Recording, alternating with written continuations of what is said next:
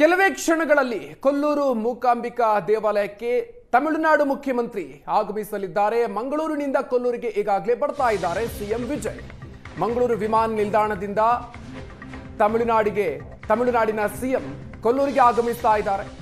CM ಆದ ಬಳಿಕ ಮೊದಲ ಬಾರಿಗೆ ಶಕ್ತಿಪೀಠಕ್ಕೆ ವಿಜಯ್ ಬರ್ತಾ ಇದ್ದಾರೆ. ಮಂಗಳೂರಿನಿಂದ 125 ಕಿಲೋಮೀಟರ್ ರಸ್ತೆ ಮಾರ್ಗದ ಮೂಲಕ ಕೊಲ್ಲೂರಿಗೆ ಆಗಮಿಸ್ತಾ ಇದ್ದಾರೆ ವಿಜಯ್. ವಿಮಾನ ನಿಲ್ದಾಣದಲ್ಲಿ ಸಿಎಂ ವಿಜಯ್ ಅವರನ್ನ ಸಚಿವ ಯುಟಿ ಖಾದರ್ ಅವರು ಸ್ವಾಗತಿಸಿದರು. ಮಂಗಳೂರಿನ ಏರ್ಪೋರ್ಟ್ನ ದೃಶ್ಯವನ್ನು ನೀವು ನೋಡ್ತಾ ಇದ್ದೀರಿ. ಯುಟಿ ಖಾದರ್ ಅವರು ತಮಿಳುನಾಡು ಮುಖ್ಯಮಂತ್ರಿಗಳನ್ನ ಸ್ವಾಗತಿಸಿದರು. ಸಿಎಂ ಆದ ಬಳಿಕ ಮೊದಲ ಬಾರಿಗೆ ಕರ್ನಾಟಕಕ್ಕೆ ಭೇಟಿ ಕೊಡ್ತಾ ಇದ್ದಾರೆ ವಿಜಯ್ ಅವರು. ಕೊಲ್ಲೂರು ಮೂಕಾಂಬಿಕಾ ದೇಗುಲಕ್ಕೆ ಅವರು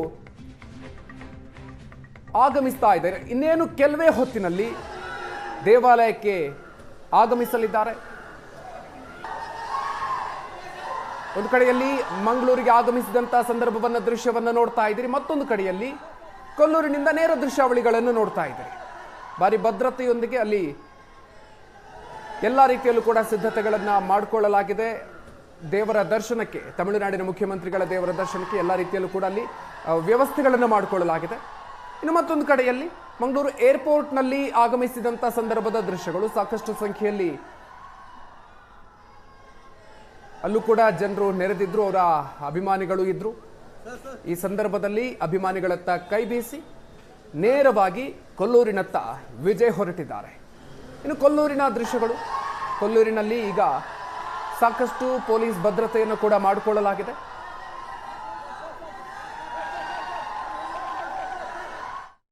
ತಮಿಳುನಾಡಿನ ಮುಖ್ಯಮಂತ್ರಿ ಇವತ್ತು ಮಂಗಳೂರಿಗೆ ಆಗಮಿಸಿದ ಸಂದರ್ಭದಲ್ಲಿ ಕರ್ನಾಟಕ ರಾಜ್ಯದ ಪರವಾಗಿ ಮತ್ತು ಸರ್ಕಾರದ ಪರವಾಗಿ ಮತ್ತು ಜಿಲ್ಲೆ ಜನತೆ ಪರವಾಗಿ ನಾನು ಪ್ರೀತಿಪೂರ್ವಕ ಸ್ವಾಗತಿಸಿದ್ದೇನೆ.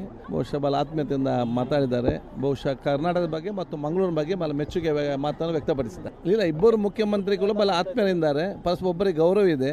ಬಹುಶಃ ನಿನ್ನೆ ತಾನೇ ಒಬ್ಬರು ಡೆಲ್ಲಿಯಲ್ಲಿ ಭೇಟಿಯಾಗಿದ್ದಾರೆ. ಆ ವಿಚಾರಕ್ಕೂ ಹೇಳಿ ನಾವು ಇಬ್ಬರು ಕೂಡ ಭೇಟಿಯಾಗಿದ್ದೇವೆ. ನಾವು ಜೊತೆಯಾಗಿ ಇವತ್ತು ಆ ಒಂದು ಒಗ್ಗಟ್ಟಿನ ಕೆಲಸ ಖಂಡಿತವಾಗಿ ಅವರು ಮಾಡ್ತಾರೆ. ಇಲ್ಲ, ನಮಗೆ ಕರಾವಳಿಯ ಬಗ್ಗೆ ಮತ್ತು ನಮ್ಮ ಕರಾವಳಿಯ ಜನರ ಬಗ್ಗೆ ಮೆಚ್ಚುಗೆ ವ್ಯಕ್ತಪಡಿಸಿದರು. ಕರಾವಳಿಯ ಬೇರೆ ವಿಚಾರಗಳು ನಮ್ಮ ಎಲ್ಲ ಫೀಲ್ಡ್ನಲ್ಲಿರುವ ಬಗ್ಗೆ ಒಂದು ಚರ್ಚೆ ಆಯಿತು ಅಷ್ಟೇ. ತಮಿಳುನಾಡಿನ ಮುಖ್ಯಮಂತ್ರಿ ಇವತ್ತು ಮಂಗಳೂರಿಗೆ ಆಗಮಿಸಿ